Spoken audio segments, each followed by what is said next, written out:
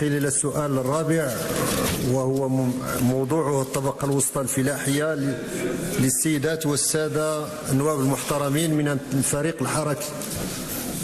تفضلوا السيد ناشد. حول الطبقة الوسطى الفلاحية نسألكم السيد الوزير وشكرا. تعقيب لكم السيد نائب محترم. شكرا السيد الوزير على هذه التوضيحات. احنا السيد الوزير اليوم كنعيشوا وكنقدروا الاكراهات ديال المناخ اللي هي ظروف جافه، لكن السيد الوزير كتقوم بمجهودات كبيره، ولكن كاين عده عراقيل السيد الوزير في اطار البرنامج ديال الجيل الاخضر اللي هو عرف واحد الاستراتيجيه اللي هي كنا كنتمناو ان شاء الله تكون ترجع للبلاد ديالنا بالنفع.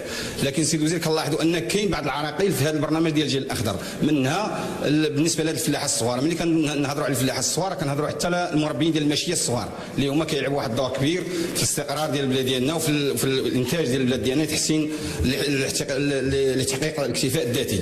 كاين خصصتوا واحد المساحه ديال 5 الهكتارات لهاد الفلاحه الصغار المتوسطين. كاين عراقيل السيد الوزير ديال الرخاز ديال الابار، وهي المشكل الكبير اللي عندنا خصوصا الاقليم سطات الشاويه بن مسكين.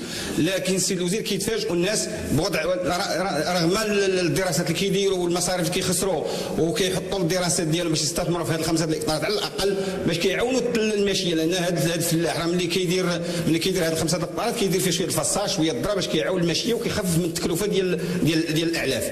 لهذا السيد الوزير كناشدوا كنطلبوك وطلبناك شحال من مره باش تحاول، ورغم ان كاين تدخلات ديال بعض القطاعات الوزاريه خاصك تخفف شويه من هذا الاجراء.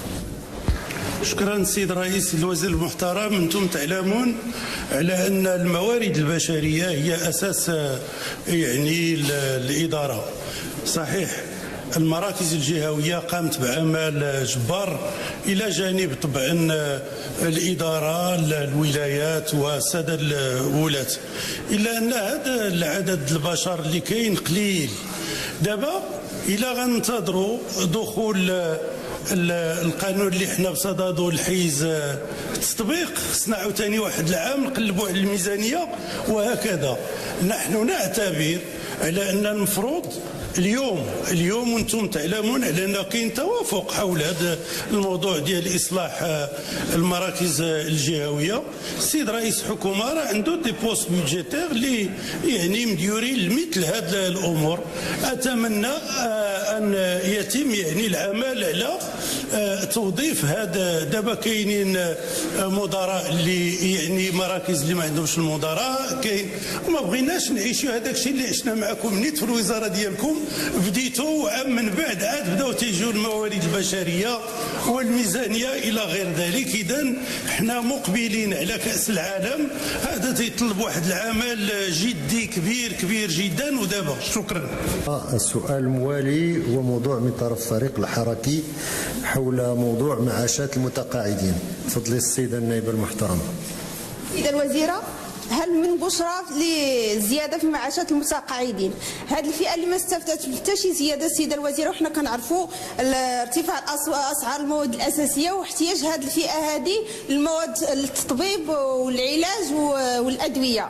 ماشي معقول السيده الوزيره ان هذه الفئه هذه تكون عندها واحد الحد الادنى للمعاش هو 1500 درهم في القطاع العام و1000 درهم في القطاع الخاص، وحنا كنا كنعرفوا شحال وصل اليوم الدجاج واللحم والفواكه. الاسعار جد مرتفعه. هذه الفئه اللي خلاتنا اليوم نفتخروا اللي وصل المرحله اللي وصلت لها بلادنا ما دخلتوهمش في الحوار الاجتماعي للاسف، وهذا اللي كنا كنتظروه. ما رفعتوش من زياده في المعاشات بمجرد انه يتزاد في الاجور ديال الفئه النشيطه. ما رفعتوش من الحد الادنى للمعاشات اسوه الحد الادنى للاجور كيف ما كاين في العالم كامل. الارمله اللي لحد الان ما كتستافدش من الحد الادنى المعاش كامل، ما خليتهمش باقي الان كيخلصوا الضريبه على الدخل على المعاش، وهذا في الحقيقه غير معقول وما عنده حتى شي معنى. ما مكنتوهمش على الاقل من بطاقات الرعايه اسوه جواز الشباب اللي درتوه اليوم. هاد الناس هذه على الاقل يتمكنوا غير من هذا من الدخل، يتمكنوهم على الاقل من التنقل بطاقات غير يتنقلوا، ما نلقاوهمش دائما جالسين تحت الحيوطه. ما عندهم حتى الامكانيه انهم يجلسوا في مقاهي وهما اللي فناو عمرهم في خدمه هذا الوطن. السؤال الموالي موضوعه ضعف مشاركة نساء في سوق الشغل وموضوع من طرف فريق الحركي. السيدة النائبة المحترمة لك الكلمة. عن الرفع من النشاط الاقتصادي لدى النساء نسائلكم. كلمة لكم السيدة النائبة المحترمة.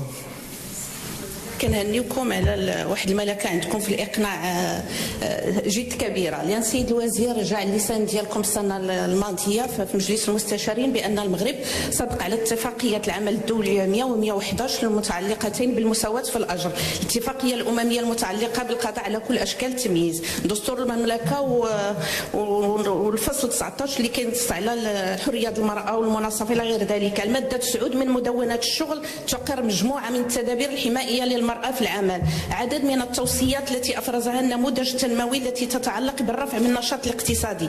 سؤال المطرح سيد الوزير، فين هي الوزارة ديالكم من كل هذا الشيء؟ هناك اتفاقيات، هناك قوانين، ولكن لا شيء كيبان على أرض الواقع. إذا كنحتاجوا لواحد الإرادة سياسية اللي مع الأسف كتفتقر لها الوزارة ديالكم.